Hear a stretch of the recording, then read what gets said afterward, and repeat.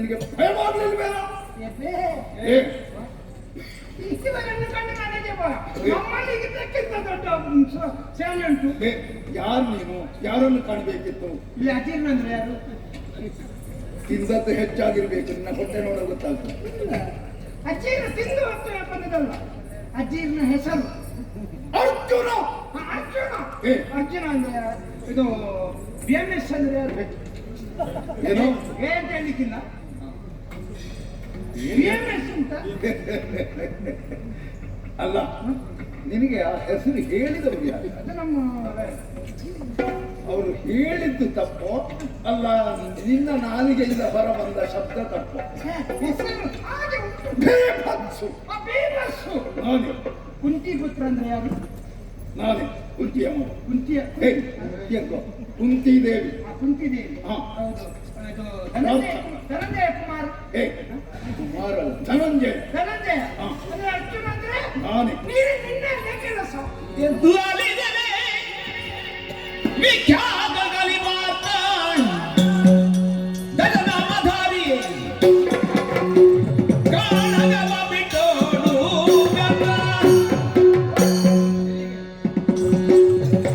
ಕಾಣಗವ ಬಿಟ್ಟೋಡು ಚೀಲ ನೀಡಿ ಮಾದ ಶೌರ್ಯ ವಿಚಾರ ಬಂದ ವಿಮೂಲ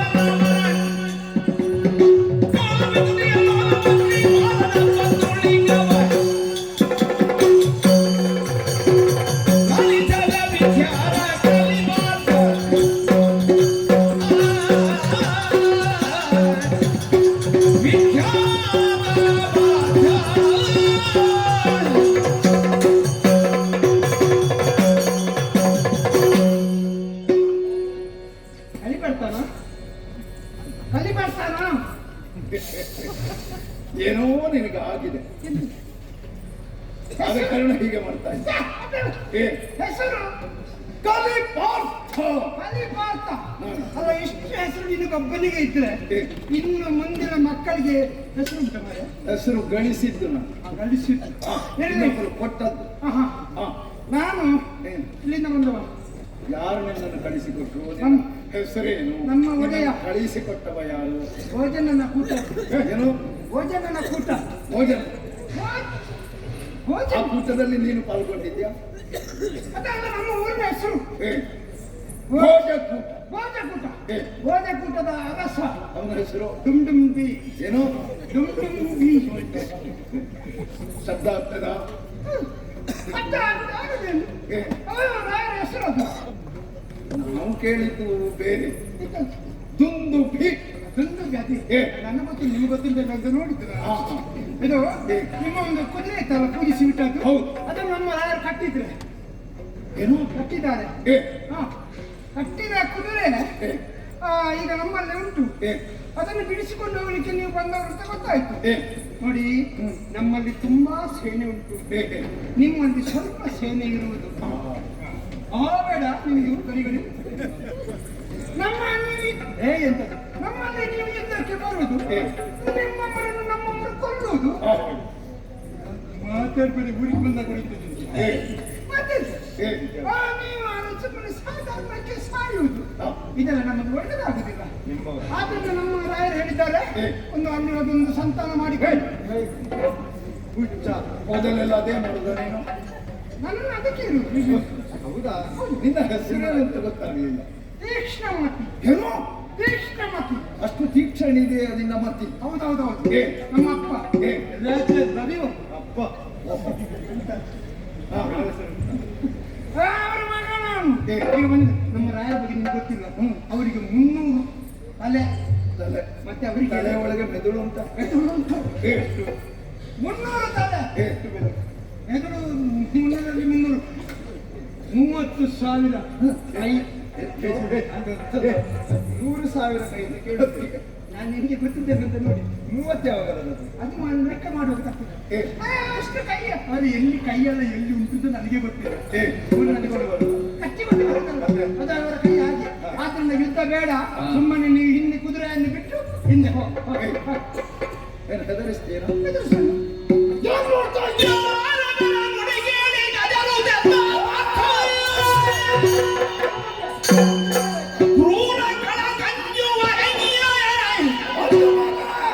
ಸಾಧಿಸಿದ ವಿಜಯವು ಮೂರು ಲೋಕದೊಳಗಾನು ಹೊರಗೇಳು ದುಂದುಮೆಯ ಎಂದು ಮುದ್ದುರಾಗುವುದ ಇಂತೆಂತ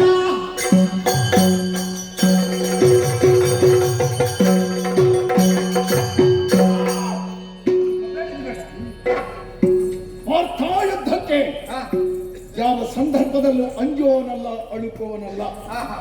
ಹುಲುಸಾಗಿ ಬೆಳೆದಿರುವಂತಹ ಹುಲ್ಲನ್ನು ಕಂಡು ದನ ಕರುಗಳೆಲ್ಲ ಉತ್ಸಾಹದಿಂದ ಉತ್ಸುಕತೆಯಿಂದ ಹೇಗೆ ಅಲ್ಲಿಗೆ ಧಾವಿಸಿ ಹೋಗ್ತದೋ, ತವರಿನಿದ್ದ ಹೆಣ್ಣೊಬ್ಬ ಆಕೆ ತನ್ನ ಗಂಡನ ಮನೆಗೆ ಆತುರದಿಂದ ಹೇಗೆ ಸಾಗಿ ಬರ್ತಾಳೋ, ಕೇಳಿದಾಗ ತಾಪುಗಾಲಿಂದ ಧಾವಿಸಿ ಅದರಲ್ಲಿ ಪಾಲ್ಗೊಂಡು ಜಯವನ್ನು ಪಡೆಯುವಂತಹ ವೀರ ಪಾರ್ಥನಿದ್ದೇನೆ. ಏನು ನಿನ್ನ ರಸ ದುಂದುಭಿ ಕುದುರೆಯನ್ನು ಬಿಟ್ಟು ಕೊಡುವುದಿಲ್ಲ, ಊರನ್ನು ಬಿಟ್ಟು ಹೋಗ್ಬೇಕು ಅಂತ ನಮಗೇನು ಎಚ್ಚರಿಕೆಯ ಮಾತು. ಕುದುರೆಯನ್ನು ಹೇಗೆ ಬಿಡಿಸಿಕೊಳ್ಬೇಕು, ಅವನನ್ನು ಹೇಗೆ ಶಿಕ್ಷಿಸಬೇಕು ನನಗೆ ಸರಿಯಾಗಿ ಗೊತ್ತಿದೆ. ಏನ್ ನೋಡ್ತಾ ಇದ್ದೀನಿ,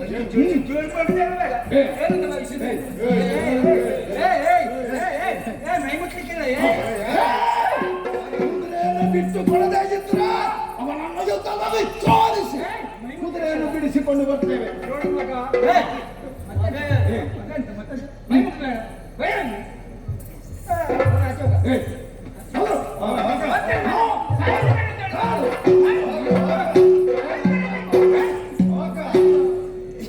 ಹೋಗಿದ್ದಾನೆ ಸುದ್ದಿ ಹೇಳಿದೆ. ಹೌದು ನೋಡುವ ಹೇಗೆ ಬರ್ತಾನೆ.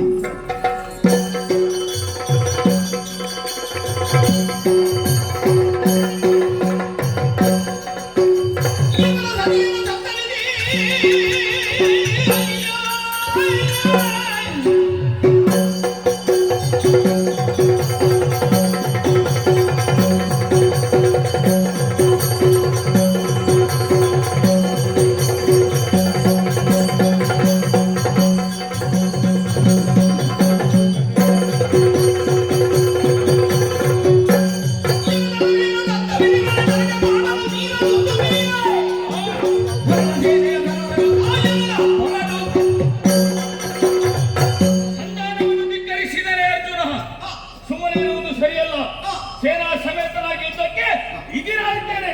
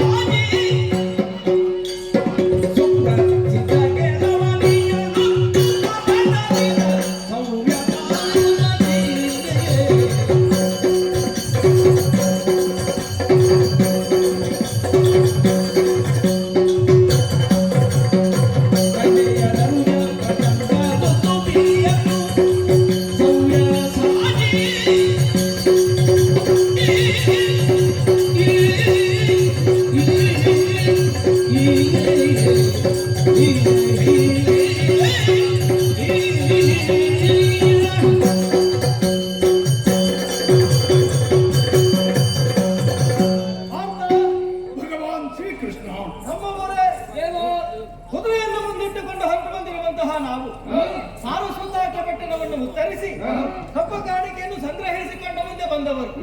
ಬಂದು ನಮ್ಮ ಕುದುರೆ ಸೇರಿದಂತಹ ಪುರ ಯಾವುದು ಎನ್ನುವ ಹಾಗೆ ಯೋಚನೆ ಮಾಡಿದರೆ ಭೋಜಕೂಟದ ಸರ್ವಾಧಿಕಾರಿ ವೀರದುಂದುಬಿ ಎನ್ನುವಾದ ಕುದುರೆಯನ್ನು ಬಂಧಿಸಿದ್ದಾನೆ. ಯುದ್ಧ ಅನಿವಾರ್ಯ.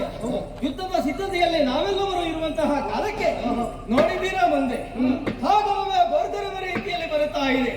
ಸೇನೆಯೊಂದು ಈ ಕಡೆಗೆ ಬರುತ್ತಾ ಇದೆ. ಯಾರು ಎನ್ನುವ ಹಾಗೆ ಯೋಚನೆ ಮಾಡಿದ್ರೆ ಖಂಡ ಪರಶುವೆ ದರೆಗಿಳಿದು ಬಂದವ ಎನ್ನುವ ಹಾಗೆ ಭಾಸವಾಗುತ್ತ ಸೇನೆ ಸಾಮಾನ್ಯನಲ್ಲ. ಇವನೇ ವೀರ ದುಂದುಬಿ. ಇವನ ಜೊತೆ ಹೋರಾಟ ಮಾಡುವ ಏನು ನಿಮ್ಮ ಅಭಿಪ್ರಾಯ?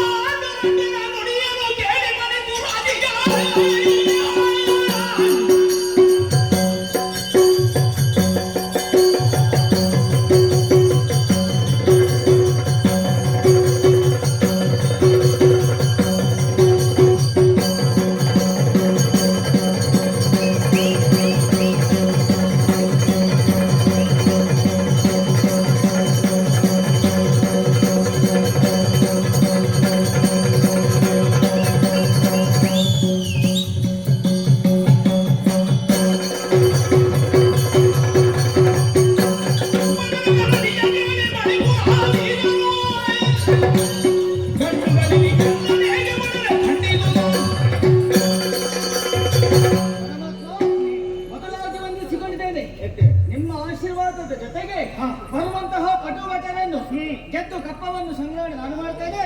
ಅಪ್ಪಣೆಯನ್ನು ಕೊಡಿ.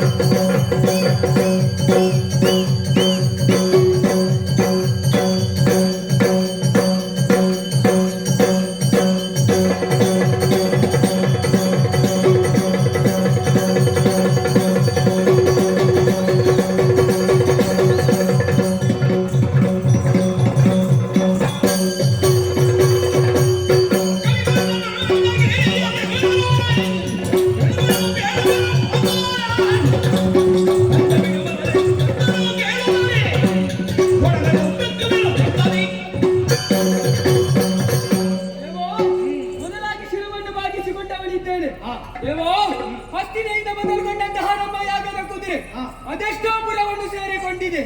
ನಮ್ಮ ಕುದುರೆಯನ್ನು ಕಟ್ಟಿದಂತಹ ವೀರರನ್ನೆಲ್ಲ ಸೋಲಿಸಿ ಕುದುರೆಯನ್ನು ನಾವು ಕಡಿದು ಬಂದಿದ್ದೇವೆ. ಇನ್ನು ಈ ದುಂದುಬಿ ಯಾವ ಲೆಕ್ಕ? ಚಿಂತೆಯನ್ನು ಬಿಡಿ. ಆತ ಎಷ್ಟೇ ಪರಾಕ್ರಮಿಯಾಗಿದ್ದರು ಆತನನ್ನು ಎದುರಿಸಿ ಕುದುರೆಯನ್ನು ನಾನು ಕರೆದುಕೊಂಡು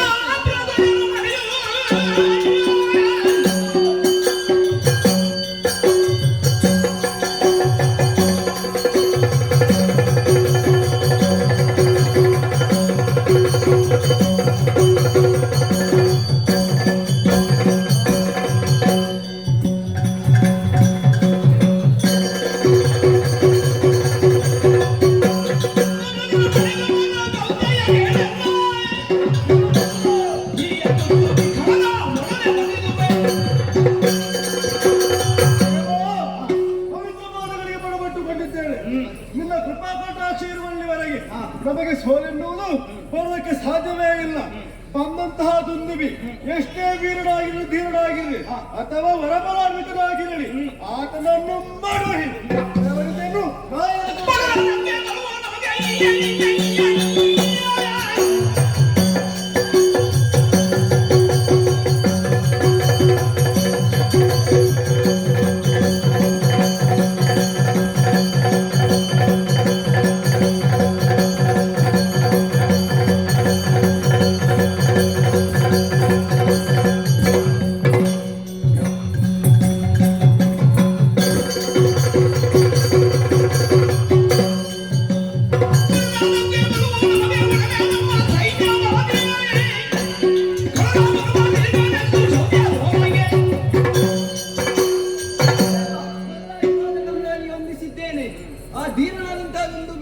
ನಮ್ಮ ಕುದುರೆಯನ್ನು ಕಟ್ಟಿದ್ದಾನೆ.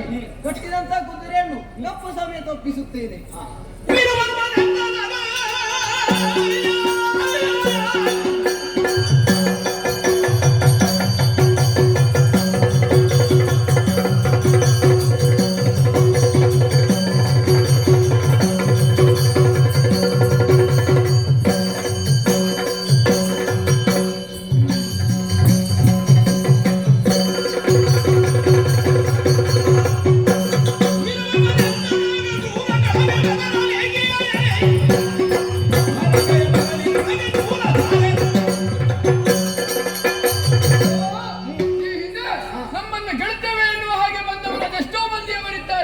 ಅವರನ್ನೆಲ್ಲರನ್ನೂ ಸೋಲಿಸಿ ಕಪ್ಪ ಕಾಣಿಕೆಯನ್ನು ಸಂಗ್ರಹಿಸಿದವರು ನಾವಿದ್ದೇವೆ.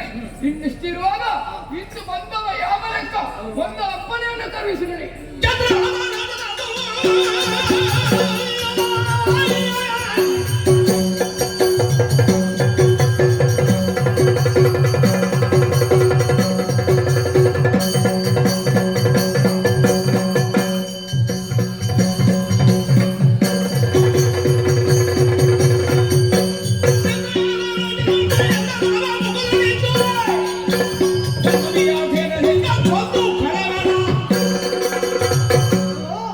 ಮೊದಲಾಗಿ ವಂದಿಸಿಕೊಳ್ತಾ ಇದ್ದೇನೆ. ನಿನ್ನದಾದಂತಹ ಯೋಗ್ಯತೆಯನ್ನು ತಿಳಿದು ನಿನ್ನ ಜೊತೆ ಸೇರಿದವ ನಾನು. ಆದರೆ ಈ ಹೊತ್ತಿಗೆ ವೀರದುಂದುಬಿ ನಮ್ಮನ್ನು ಎದುರಿಸುವುದಕ್ಕಾಗಿ ಮುಂದುವರಿತಾ ಇದ್ದಾನೆ. ಒಂದು ಅಪ್ಪಣೆ ಪಟ್ಟಿಂತಾದ್ರೆ ಅವನನ್ನು ರೋಧಿಸಿ ನಾನು ಬರ್ತೇನೆ. ಅಲ್ಲ ಹಳೀರೆ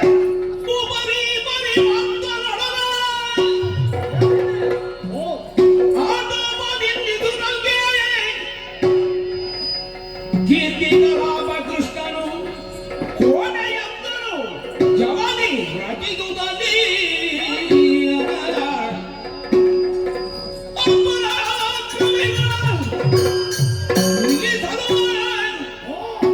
ಕೋಪದಲ್ಲಿ ದುಂದು ಬಿನಿ ಶಾಖನು ಶ್ರೀಮದಿಯ ಬಳಿಗೈದರು ವಂದನೆಯುವುದ ಇಂದೆಲ್ಲ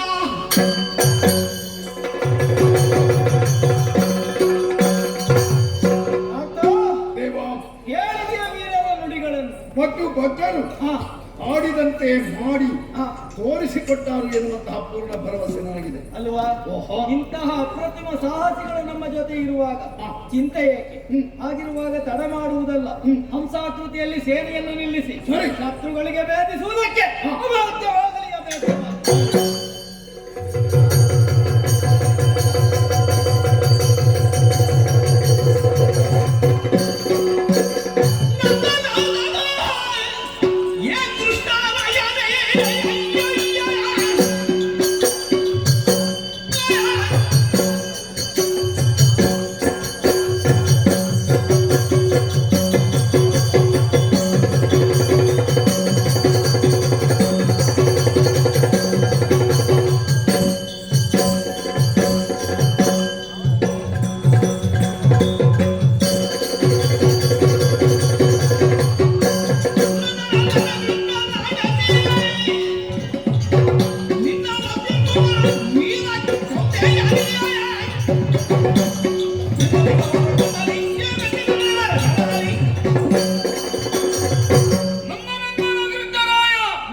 ನಿನ್ನನ್ನು ಹೊಂದುತ್ತಿರುವಂತಹ ಅರ್ಜುನ ಅವನನ್ನು ರಕ್ಷಿಸುವುದಕ್ಕಾಗಿ ದಿವ್ಯವಾದಂತಹ ಅವೇದ್ಯವಾದಂತಹ ರಥವನ್ನು ನಿರ್ಮಾಣ ಮಾಡಿ ಕೋಟೆಯನ್ನು ನಿರ್ಮಾಣ ಮಾಡಿ ಅವನನ್ನು ರಕ್ಷಿಸುವುದಕ್ಕೆ ಮನ ಮಾಡುತ್ತಾ ಇದ್ದೀಯ. ಏ ಕೃಷ್ಣ, ಅವನೇನು ನೋಡು ನನ್ನ ಸಾಮರ್ಥ್ಯ. ನೀನು ಕಟ್ಟಿದಂತಹ ಕೋಟೆಯನ್ನು ಬಿಡಿಸಿದ್ದೇನೆ ನೋಡು.